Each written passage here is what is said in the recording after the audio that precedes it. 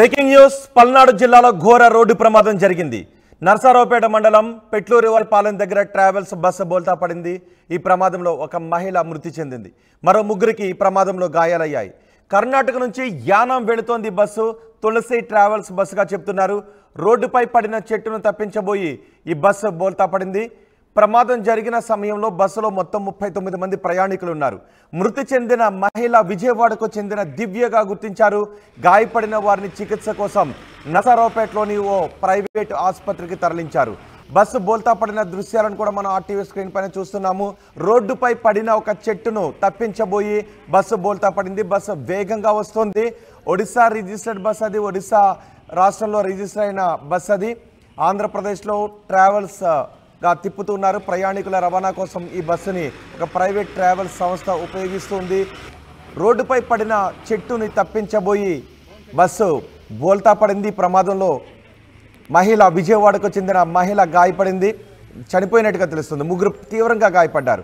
పల్నాడు జిల్లాలో ఈ ప్రమాదం చోటు చేసుకుంది. నర్సారావుపేట మండలం పెట్లూరిపాలెం దగ్గర ఈ ప్రమాదం జరిగింది. ట్రావెల్స్ బస్సు బోల్తా పడడంతో ఒక మహిళ మృతి చెందింది. మరో ముగ్గురికి తీవ్ర గాయాలయ్యాయి. కర్ణాటక నుంచి యానాం వెళుతోంది బస్సు. తులసి ట్రావెల్స్కి చెందిన బస్సు ఇది. రోడ్డుపై పడిన ఒక చెట్టును తప్పించబోయి బోల్తా పడింది. బస్సు వేగంగా వస్తుంది. రోడ్డుపై పడిన ఒక చెట్టును దగ్గరకు వచ్చిన తర్వాత కానీ గమనించకపోవడంతో వెంటనే ఆ చెట్టును తప్పించే ప్రయత్నం చేశాడు డ్రైవర్. వెంటనే ఆ బస్సు బోల్తా పడింది. ఒకసారి ప్రమాద ప్రదేశంలో ఉన్న దృశ్యాలు చూద్దాం.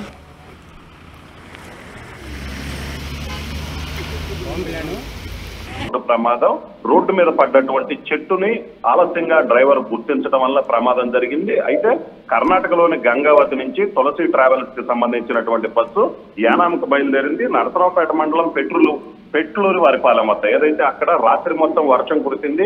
గాలులకి రోడ్డు మీద చెట్టు కూలిపోయినటువంటి పరిస్థితి ఉంది. అయితే డ్రైవర్ వేగంగా వస్తున్న సమయంలో ఒకసారిగా చెట్టు రోడ్డు మీద పడ్డటువంటి చెట్టును గుర్తించడం అనేది చాలా ఆలస్యంగా గుర్తించారు.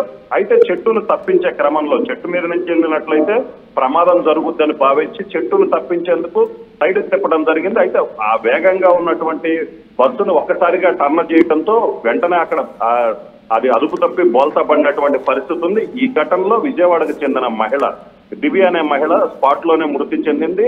అయితే దివ్య సీటు పక్కనే ఆమె కొడుకు కూడా ఉన్నాడు. 10 ఏళ్ల కొడుకు వరుణ్ ఉన్నాడు. అయితే అతనికి మాత్రం స్వల్ప గాయాలయ్యాయి.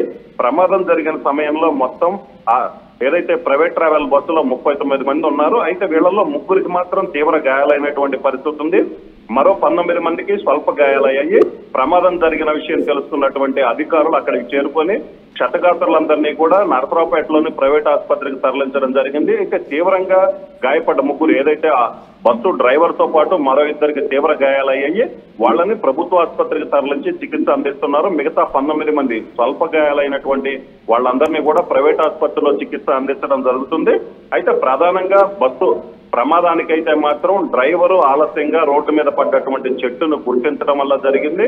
ఓవర్ స్పీడ్ లో ఉంది. అదే సమయంలో చెట్టును తప్పించబోయి ఒకసారిగా బస్సు బోల్తా పడింది. సో ఈ బస్సు బోల్తా పడ్డ సమయంలోనే విండో సైడ్ కూర్చున్నటువంటి దివ్య అనే మహిళ బస్సు ఒకసారిగా అద్దం పగిలిపోయి బస్సులోంచి బయటపడ్డది. బయటపడ్డ వెంటనే రోడ్డు మీద పడ్డ వెంటనే బస్సు ఆమె మీద పడటంతో ఆమె స్పాట్ లోనే చనిపోయినటువంటి పరిస్థితి ఉంది. రోహిత్, రైట్. డ్రైవర్ కానీ ఆ సమయంలో ప్రయాణికులు కానీ ఏం చెప్తున్నారు?